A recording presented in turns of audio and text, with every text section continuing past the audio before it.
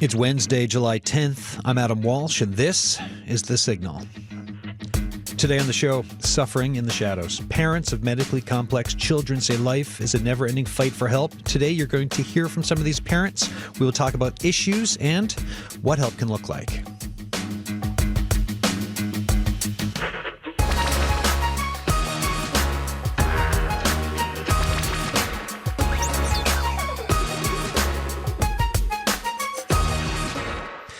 Like I was just saying there in my introduction, right? That never-ending fight for help that is filled with tasks that go beyond parenting duties. I've got some parents here in studio. You will meet them shortly.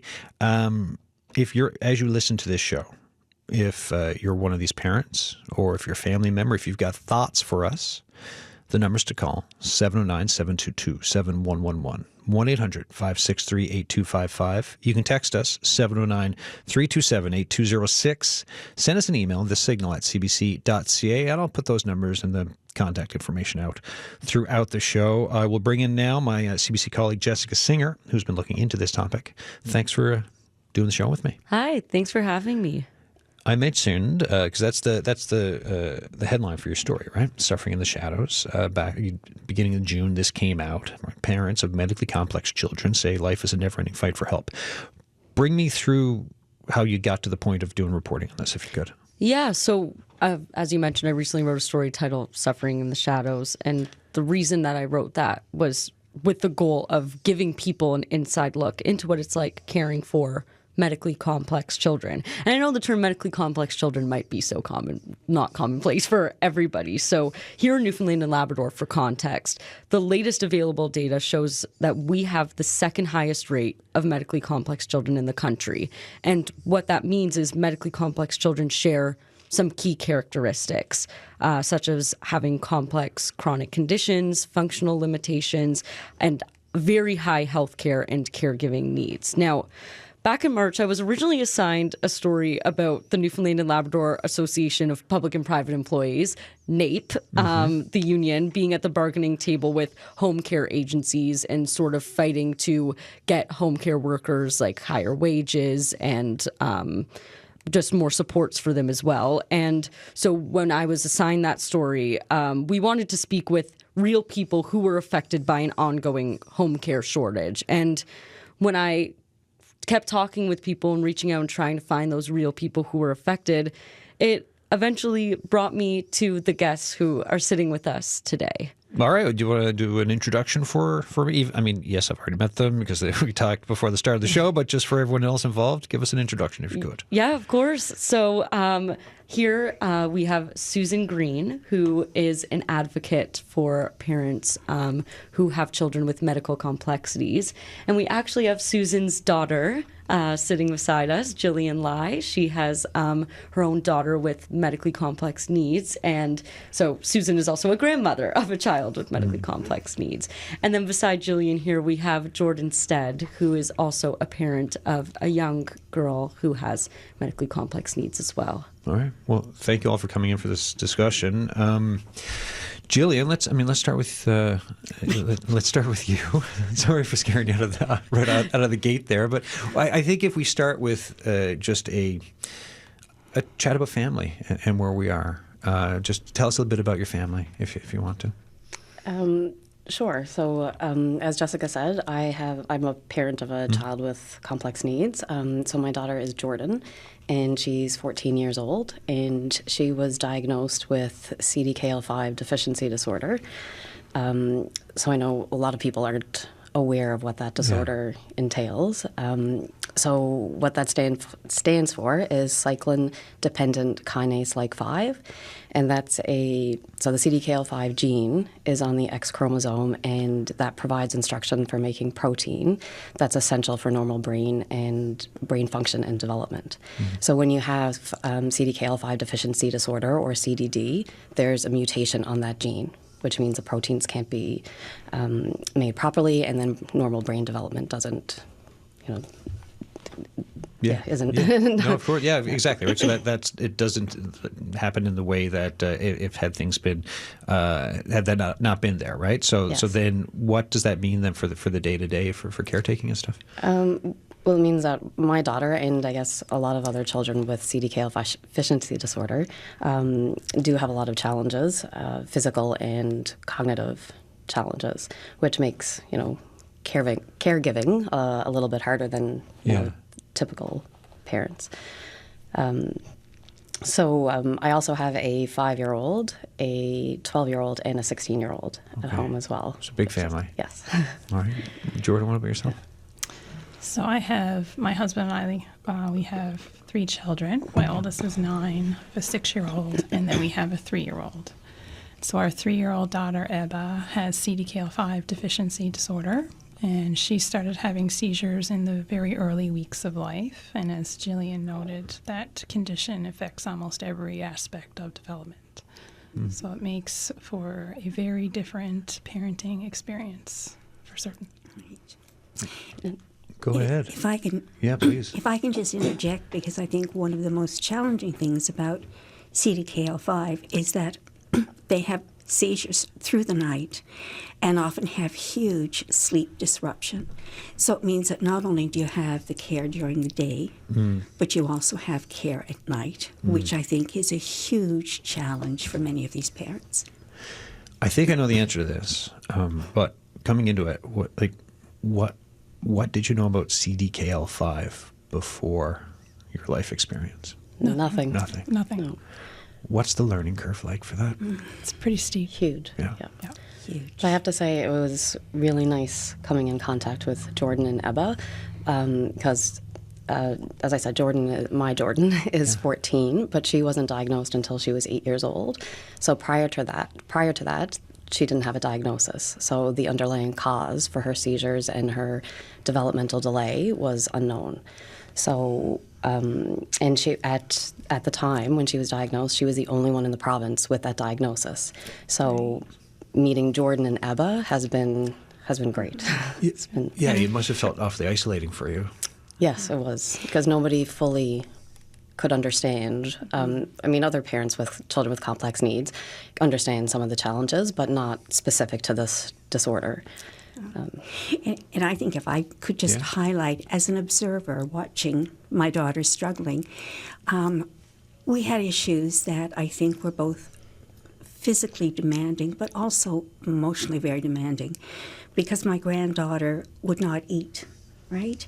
And my daughter's a dietitian, so she would try everything, right? Blended food, foods that were appropriate, and we couldn't get medication into her, and she needed the medication for her seizure, so that was a struggle.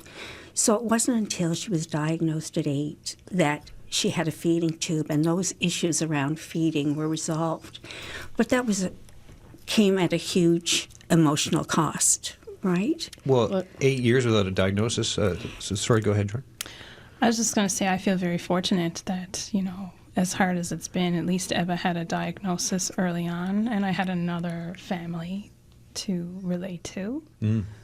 Because it is, as Jillian pointed out, it's a very isolating journey. Especially with all of the, characteristics or symptoms of this disorder, like the cyclical vomiting, the sleep disturbances, the feeding issues. Because I guess up until she was diagnosed, I was kind of thinking, well, is there something that I'm doing wrong? Am I not doing enough? But then once I realized that this is all part of her disorder, it was a huge relief.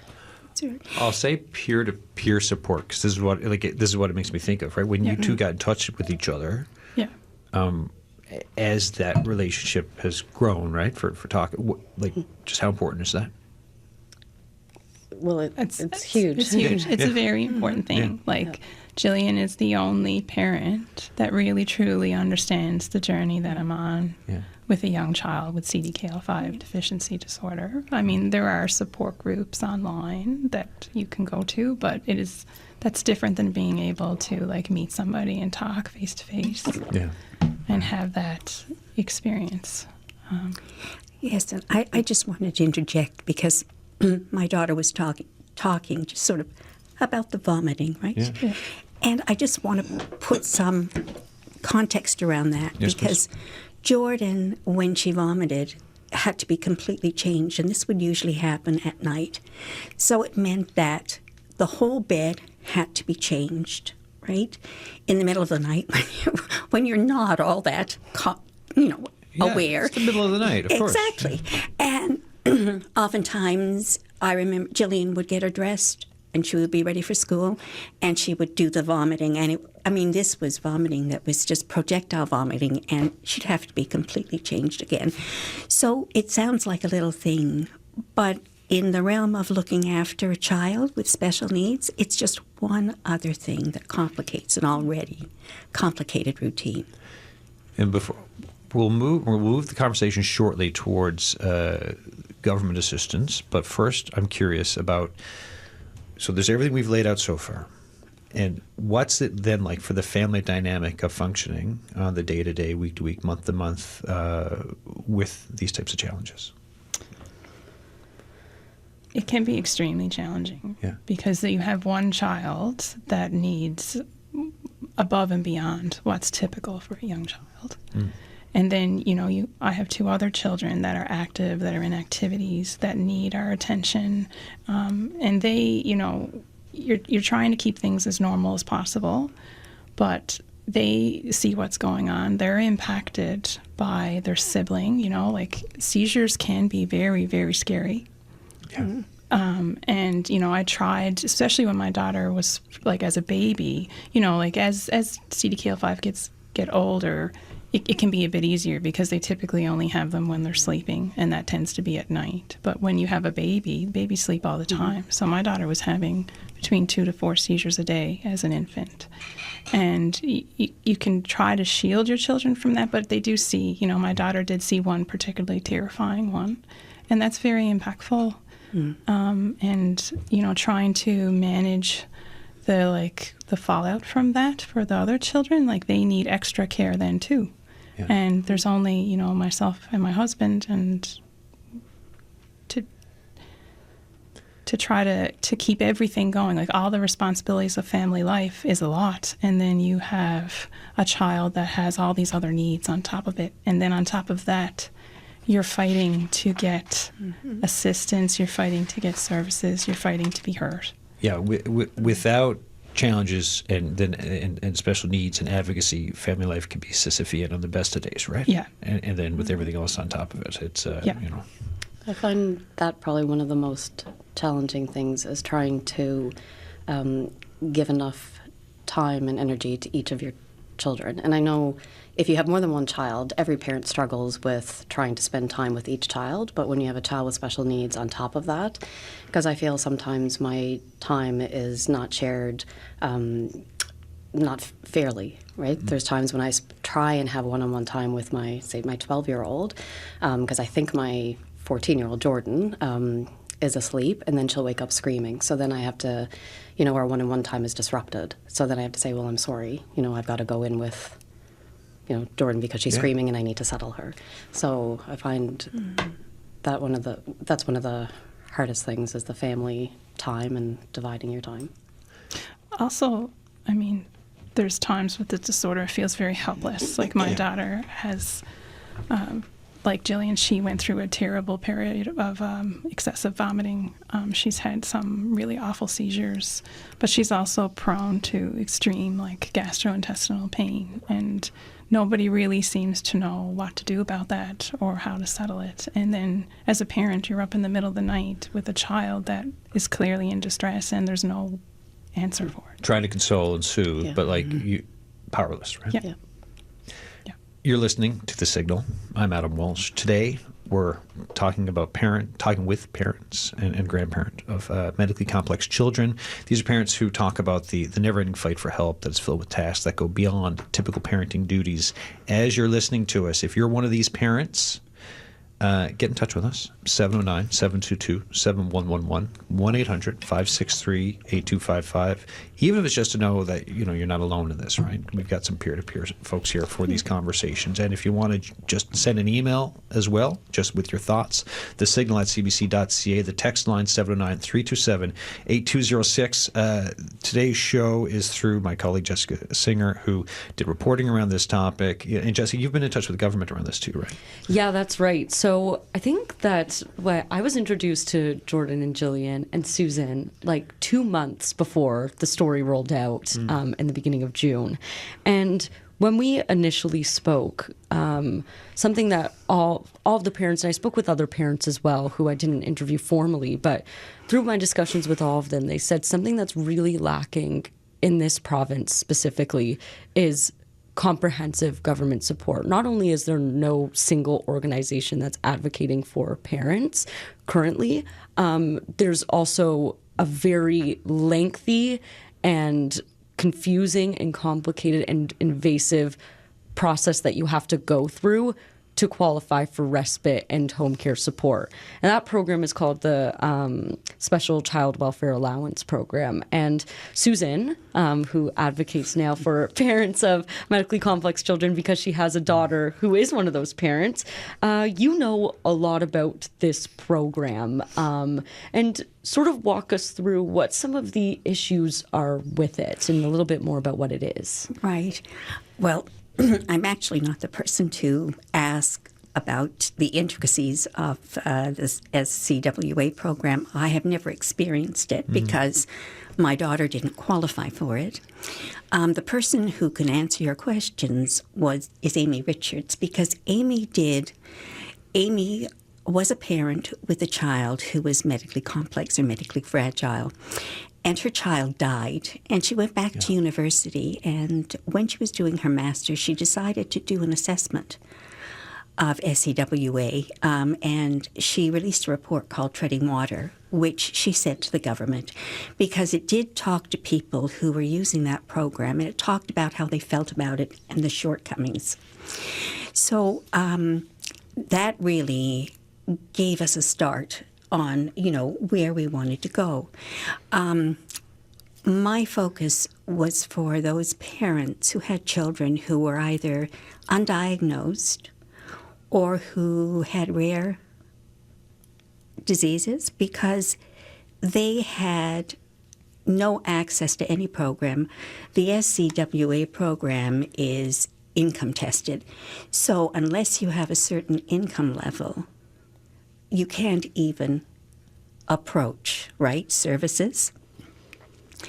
Part of the problem, I think, is because the policy that they were working under in Newfoundland was developed in 2008, so it's really quite outdated. Yeah. And, in other provinces, like, for example, in New Brunswick, they just revised their policies in 2024, and they had public engagement process. So there was input from users of the program, and it's now called Family Support for Children with Disabilities. So it takes into consideration how the family looks, how the family is functioning. And one of the additions that they've increased is supplementary childcare for children over 12, because children at 12 usually are independent, but for these children, they can't be. If you look at Nova Scotia in 2023, they also have changed their criteria, and they do provide respite care, right? And in PEI, they have a navigator, which was introduced in 2023, so that they coordinate care for families. They, help them to access services, but the important thing is they develop new services that are needed. And all of these came about because of public engagement and consultation with the end users, right? This is something that we have been asking for the government. Now, in fairness, the government has been involved in the Health Accord, which is a comprehensive renewal of our healthcare system. So, I can understand that is taking a long time to put in the changes. But 2008 is a long time for policy not to be re-examined. And, we are talking with government. They are, I think, sincerely trying to make changes, but those changes are really quite slow. And we still do not have an advisory committee. We do have a government representative we talk to. So what we as volunteers have done, whereas in all of the other provinces, it was a government process to talk with stakeholders.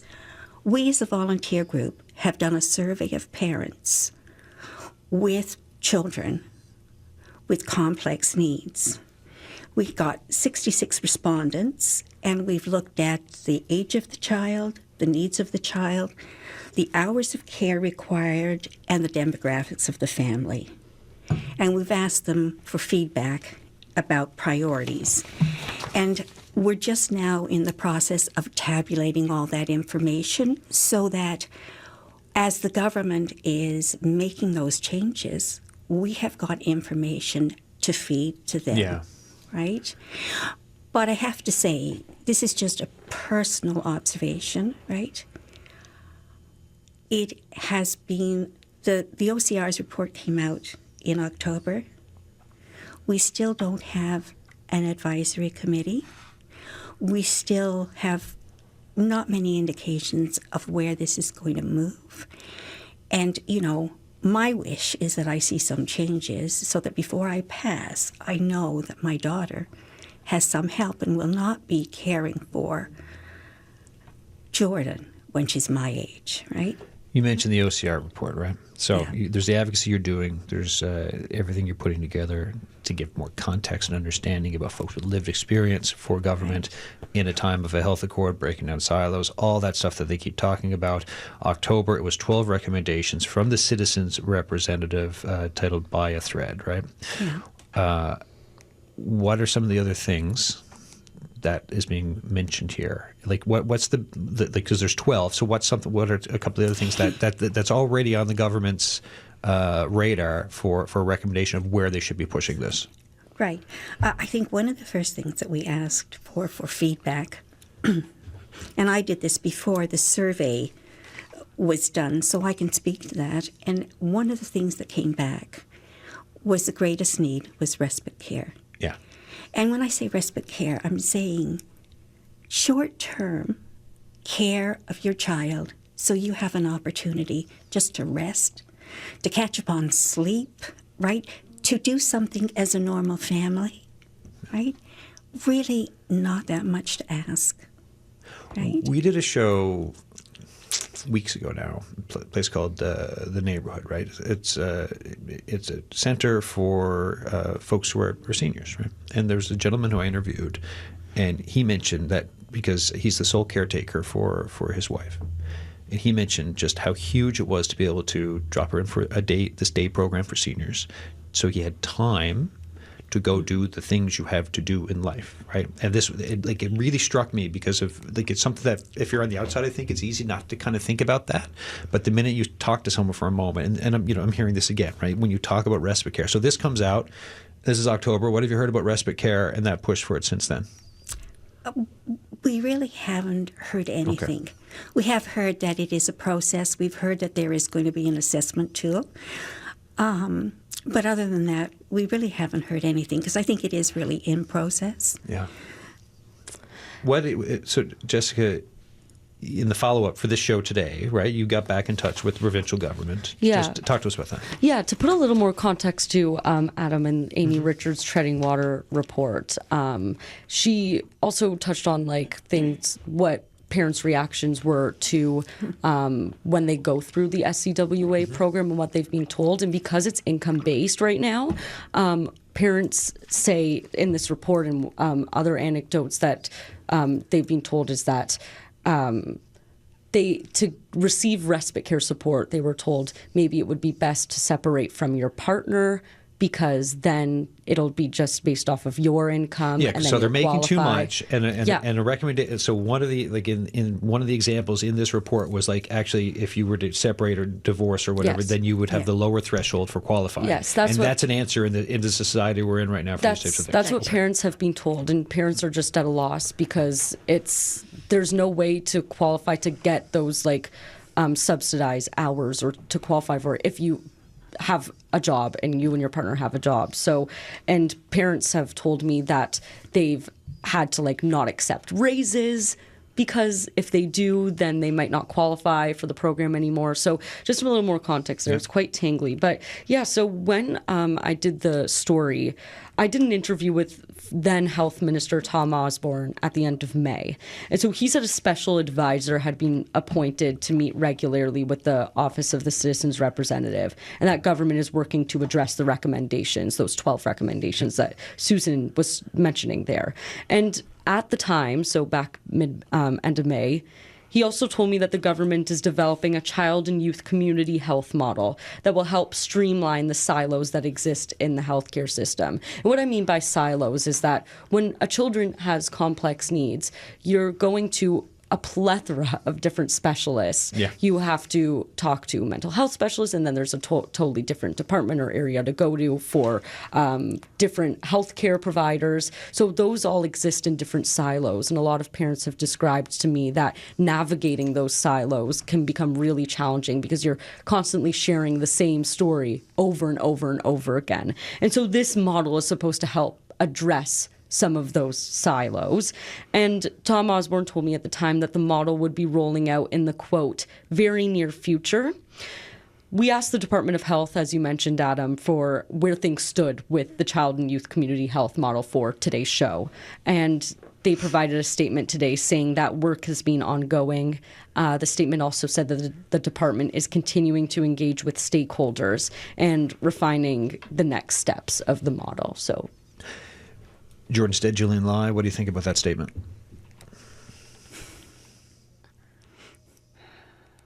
I don't know. I don't know. No, you don't have to know. I mean, the breath out, I think, is a statement enough. Yeah. Go ahead. I just wanted to say that I think that's what drove me to become an advocate. Yeah. Because these parents are so exhausted, they don't have the time to advocate. No.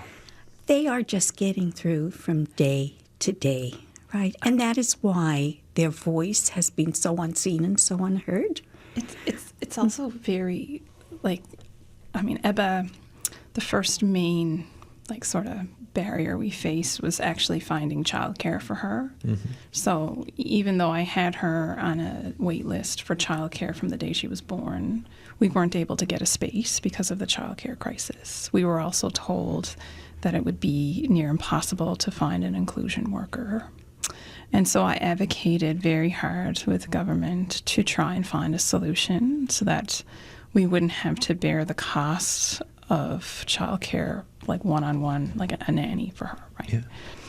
On top of all the other costs that come with having a special needs child. And it was exhausting. You know, I spent, like, when you're raising a child like Ebba, there is no extra time. No. So to write a letter, an impactful letter, takes time. You know, like, I did that in the night when I should have been sleeping. And, you know, I sent it in, and then the response back from my MHA, so, well, you need to write another letter now to the, the Department of Education, the Minister of Education. And, you know, I wrote another letter, and then I got passed on to the Deputy Minister, and then that started another series of conversation. But it was just more and more of my time telling the same story again and again and actually getting nothing from it.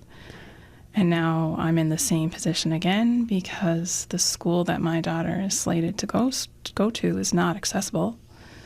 And, you know, it's like on the parents to, I've been told by the school that, you know, they believe that it should be accessible, but they don't have the means to fight that, and that it has to come from parents. So to start advocating with government again. With more letters. Yeah. Mm-hmm. And it's exhausting and disheartening, and when you're dealing with all the things that we deal with, like, it's just so hard to do that.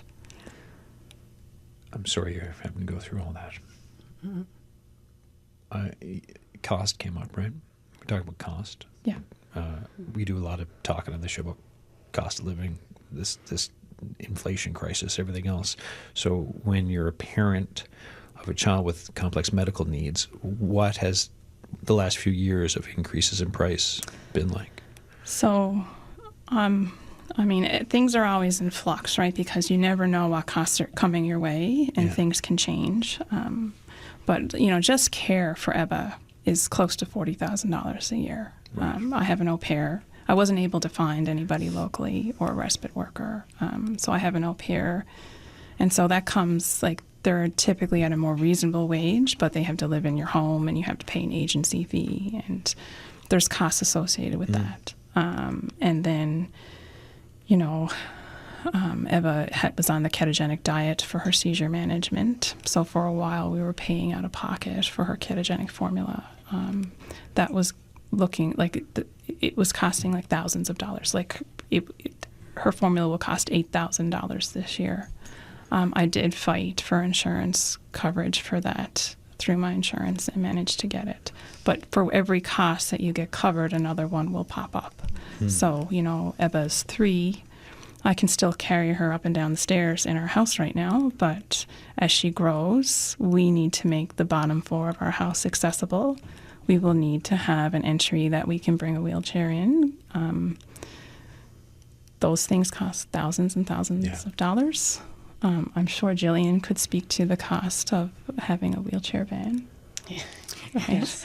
That's the things that you have to know that are coming down the pipes for you when you have a child with complex needs. And these are just basic things. Like, if you want to do anything for your child to have an inclusive childhood, because, you know, I look at my daughter, like, she is aware and she's intelligent and she's got, you know, a mischievous personality, and she deserves to learn, right?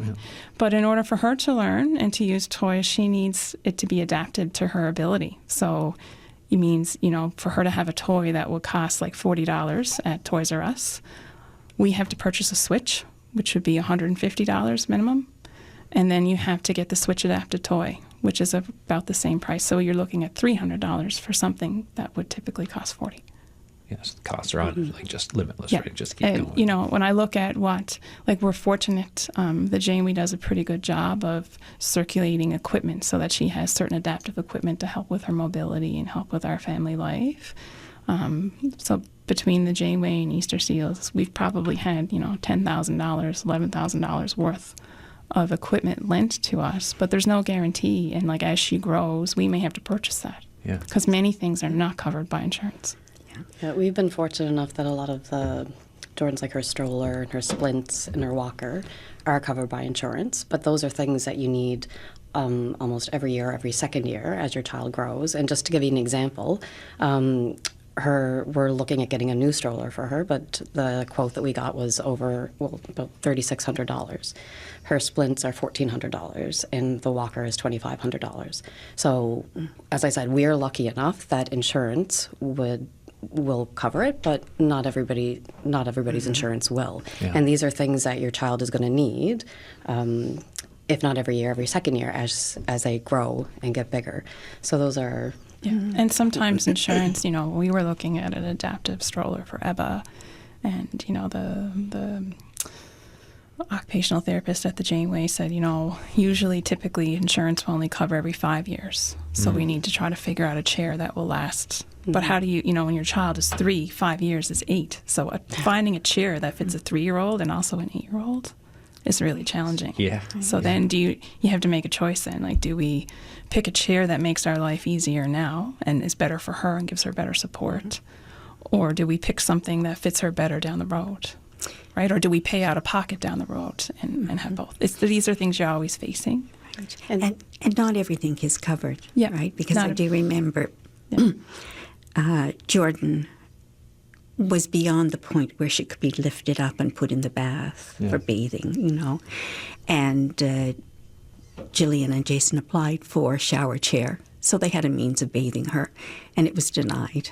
So, and everything it's not as straightforward. So if you do go through insurance, it seems like I shouldn't say anything, but it seems like they make it very difficult. So a lot of times we'll put things through and said, no, well, you need to get a letter from your doctor. Yeah. So you go and get a letter. Well, now you need a letter from someone else. And then, so you have to sometimes reapply 2 and 3 times just to get it covered. It's a lot of time and effort for folks who don't have any time and are already putting in loads of effort in other places, right? Yeah, that happened. Like, Eva had orthotics, and so I, contacted the insurance. I said, "What do I need to provide? You need a letter from the doctor. You need a letter, a paid invoice. You need a bunch of things." And so I tracked all those things down. I submitted it, and it came back. We need to know what side of the body this brace is for. it's 4 feet. But then I had to go to the Janeway and get another letter and go through the whole process again. And it seems like we have to do this kind of every time that she needs splints. And I'm like, her needs are not changing. She needs splints. I'm not, this is not something, it's a necessity. Yeah, it's not an we've sent the extravagance. letters in, and this has not changed. This is like that is. I'm not trying to take advantage of the insurance. The Like, need is the she need. needs us, yeah. But these are the things you face every day. So and as we go through this, then, and we've talked about recommendations from the citizens' representative, we've heard what the government has to say on it, and issues surrounding government support and recommendations for changes there. So then, to ask both the moms here, then, if you were heard and action was taken by government, what would you like to see? What would make things so much easier for you? What's the path ahead that if you could just say, hey, let's make these changes right now? I think I would like to see, government actually consult with people that have lived experience and make decisions based on lived experiences. I would like to see things to get easier. If you are unfortunate enough to have a child with a diagnosis like CDKL5 and the ramifications of that condition are known, it is impactful in every aspect of development, then you should just automatically qualify for things. And it should be easy. There should be somebody guiding the parent instead of the parent trying to navigate and advocate through the system. Yeah, like right away, it should be like, hey, this person is identified, this family is identified, and now that means all these doors open. Yeah, if you have a child with CDKL5, you are going to need respite. You are going to need, supported service. You need, like one thing that I found really lacking, when Eva was first diagnosed and in the rehab program, I had a social worker ask me what I needed for my family. And I said, I really need some support for my other children because they don't know how to navigate this. And she said, okay, well, we have a workshop for parenting children with anxiety, so I'll put you and your husband on the wait list for that. And then, we have sibling workshops, and you'll go on the wait list for that one as well. And my husband and I didn't get to do the parenting. It was a 2-year wait list for that. And my children got to go to a sibling workshop this spring, 3 years after. 3 years after. 3 years after. So my daughter was 5 at the time, or 6. 3 years is beyond. That's such a large portion of their life. We went on our own and found her some support. And it should just be a given. If you get a diagnosis like that, then you need supports for yourself and your family. And you advocate, and then you go to the provincial government, but then you hear things like, well, health accord, we're breaking in silos and all this. But I'm still hearing a bunch of silos. What I've observed, all of the therapists and things that are working with Eva are amazing, but the system that they're working in is really individually, great person in office give great help, but then you need that's A. But when you need B, C, D, E, and the letters and everything else, And the research is there to support what Jordan is saying. There's research about the impact of children who's in families where they're raising a child with complex needs, and they've been termed glass children, not because they're ignored, but parents often have to see through their needs because they have to focus on the child who requires their immediate help. So it's backed by research. I also want to say too, with the health, when the health accord came out, it was identified in that report with the latest available data at the time that this province had the highest rate of medical complexities in the entire country out of all the provinces and territories. So with the latest available data, now we're number 2.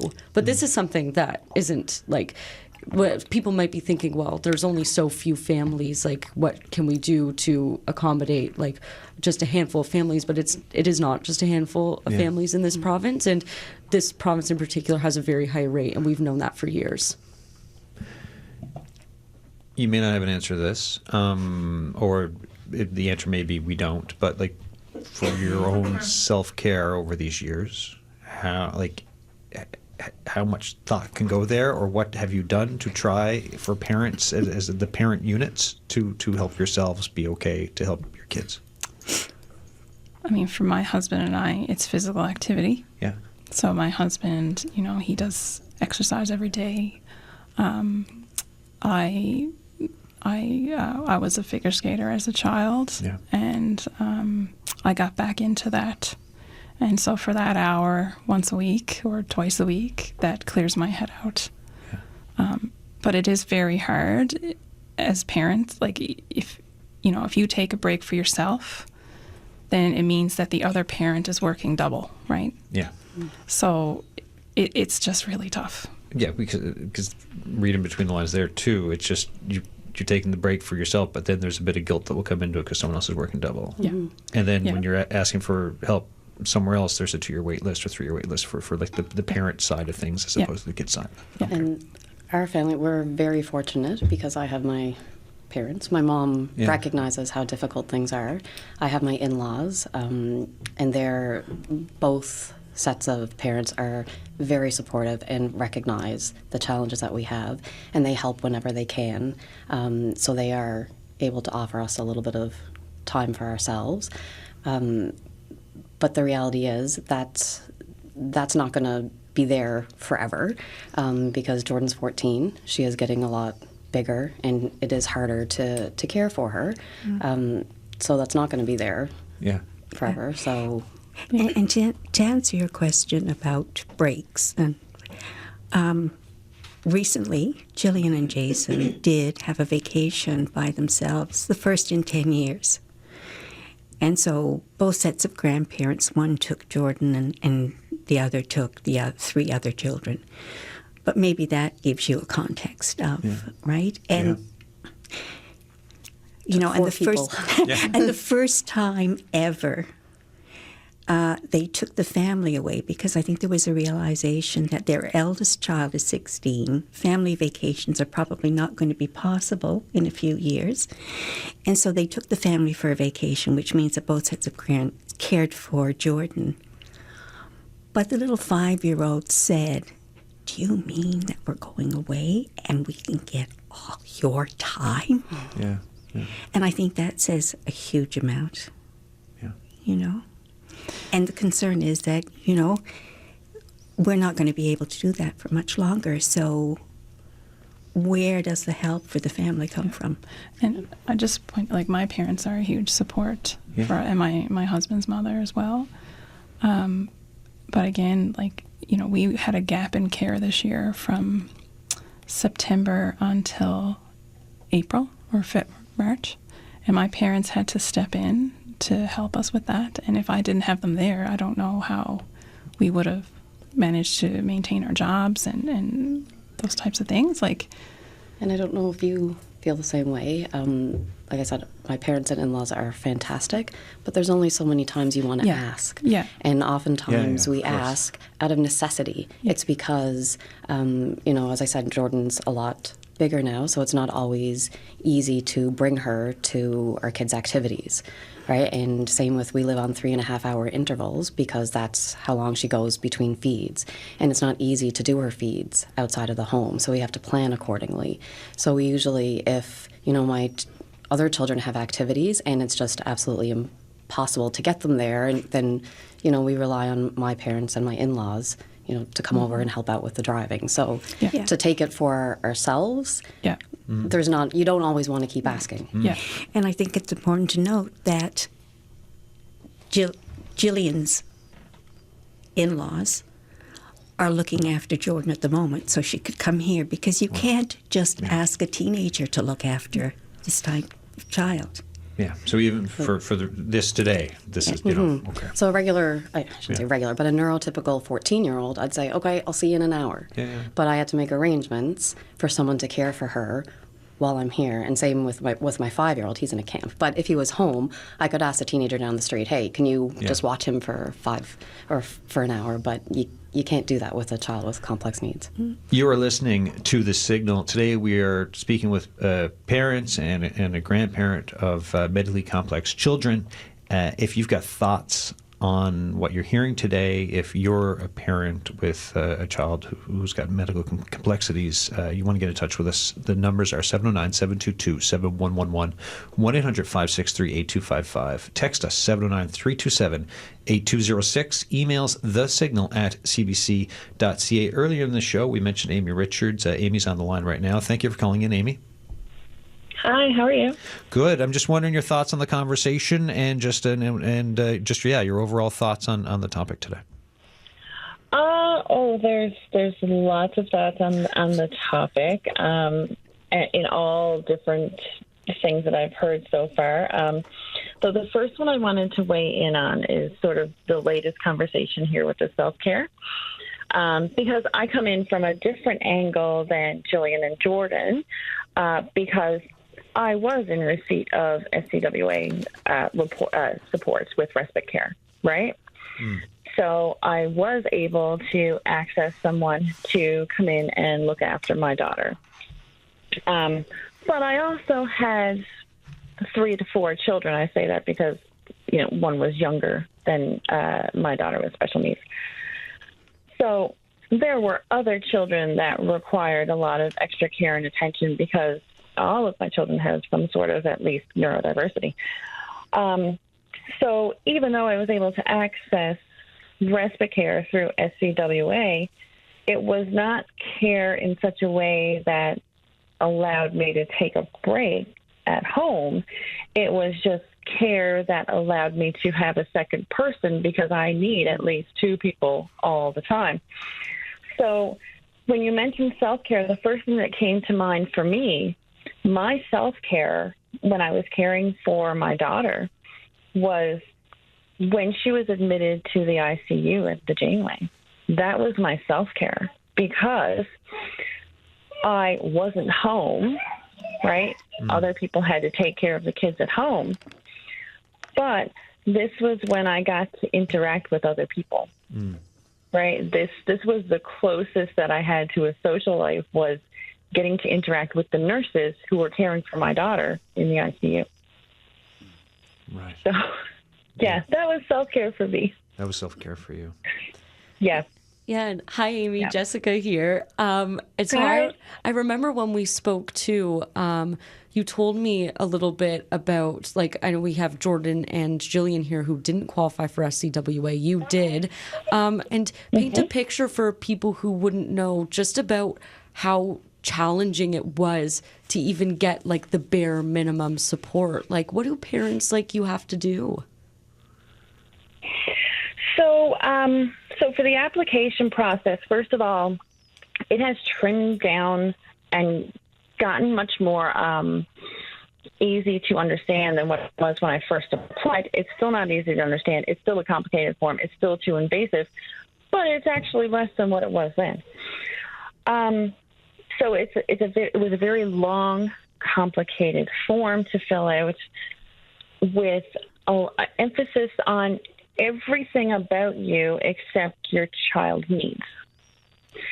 So everything from, for example, if you had a mortgage, your mortgage statement, when the mortgage was taken out, how much is owing, everything, bank accounts, everything about your bank accounts, last 30 days of statements. When I did research on this, one parent joked that they want to know everything aside from the color of your underwear, which is not too far of a stretch from the reality. But in addition to the very complicated process of applying for support, once you are approved, then there is an annual reapplication for support, which is not a trimmed down version.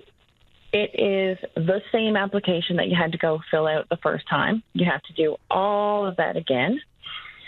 And speaking from the experience of sort of being within that system, reapplying for those supports was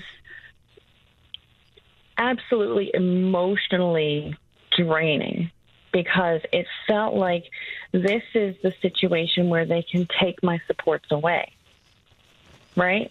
Because we're being looked at, we're being assessed again. And that was terrifying. Like when I spoke with Jessica about it, and I assure you, I am not an emotional person. When I spoke with Jessica about it, I cried thinking back on this.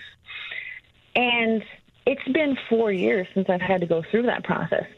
But even just talking about it sort of re-brought how terrifying that was to go through, even 4 years later, thinking back on it. So, yeah, that's what it's like sort of being in that system. And Amy, where you were involved with the citizens representative for research, and we're getting down there in showtime now. We've got about 4 minutes left, but I'm just wondering, the recommendations are out. Jessica read the government statement of just, things are still being worked on and looked at in process. The fact that was October until now, where your thoughts are, where things sit with government action or inaction around these recommendations. Well, we know that since then they have been meeting with the Office of the Citizens Representative regularly. So I am hopeful with that part. And I am hopeful that this time means that they're working towards changes appropriately. Because I think the last thing that anybody would want is changes to happen quickly, but that are not addressing the real issues. So I'm hoping that because it's taking longer, that the changes will be the appropriate ones to address the problems that families have with the system. Amy Richards, thank you so much for calling in. Thank you. And a text came in while we were talking to my cell. The person doesn't want to be named, but just said, I'll paraphrase, it's a long text. I cannot call in without breaking down. My child is fairly stable right now. My child has a different diagnosis, but complex medical needs. The text says, it all adds up when it's day in, day out, emotionally, physically, financially. I feel abandoned most days. We stopped even looking for support because we never qualify. My husband and I both work. We have a decent household income, so we will never qualify for any assistance whatsoever. My heart is with your guests. We may not have the same situation, but I understand your frustrations, your fears, your exhaustion. So there you go. Less than a minute left. Any final thoughts for today? Not that we...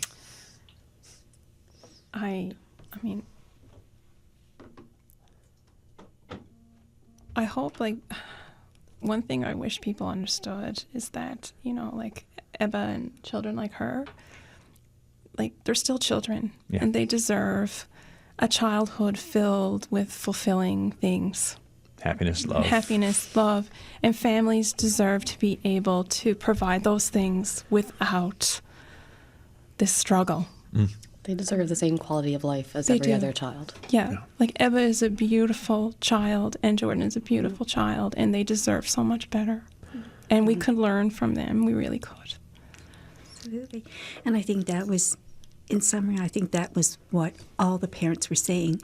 These children are not a burden. They're a joy. Mm-hmm. Yeah. But the caregiving is a burden. Yeah. And I think my biggest thing, I know when Jordan was little, you were kind of her therapist and stuff. I just want to be her mom. I just want to enjoy her and love her and not have to push her and worry about if she's reaching or doing all the developmental stuff. I just want to enjoy the beautiful person that she is. Yeah. Thank you for coming in today. Thanks very much for appreciate having the us. conversation. Thank you again. Thank you. And Jessica Singer, thank you very much.